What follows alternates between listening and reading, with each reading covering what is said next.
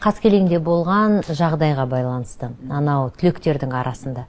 Енді мен ол жағына тоқталғым келмейді, бірақ та барлық директорлар үшін дәл осы бір сәт өте жауапты және де қатты уайымдайтын кезең екен да. Мамам айтады, анау директор сағат сайын звондады ғой үйге дейді. Біздің мектеп емес, басқа ауылдың мектебі, бірақ біздің немерелер оқыған мектептің жаңағы директор әр 2 сағатта балдар ата-анасын звондап зумға шығып, бала үйде ма, қайда жүр, қайда тұр, барлығын түгел.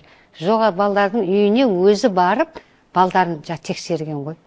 Сонда енді мен айтамда, не деген жауапкершілік, өзім уайым ғой, уайым. Қазіргі таңда енді мені көп басшылар көріп отыр, Инстаграмда да, білет, негізі біз тәрбиені көп жағдайда үйге, отбасыға, ата-анаға беруіміз керек деген дүниені айтып жүрмін да. Біз үлкен стрессте, басшы да, ұстаздар да.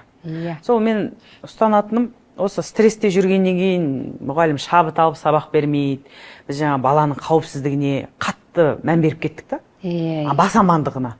Ал енді ата-ананы олар жұмыс басты деп қоғамның өзі көп нәрсені мектепке ысыра салған сияқты. Тәрбиенде, білімде. Қаскелеңдегі болған жағдайға байланысты министрдің өзі ол жерде біз енді ұстаздар қатты ризашылық білдірдік. Министр ұстаздар мен мектеп директорын кінәламайтын, жұмысқа қайтадан орын алатынын айтты.